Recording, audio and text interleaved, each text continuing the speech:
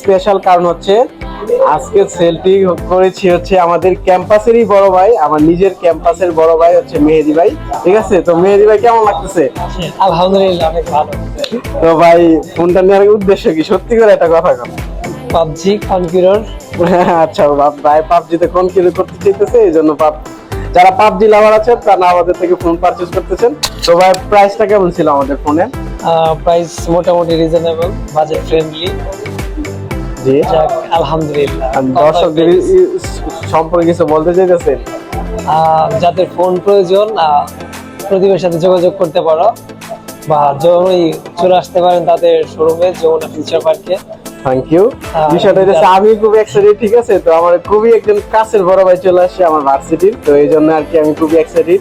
আমি এক্সাইটেড এতটা আমি ঠিকঠাক মতো কথা বলতে পারতেছি না।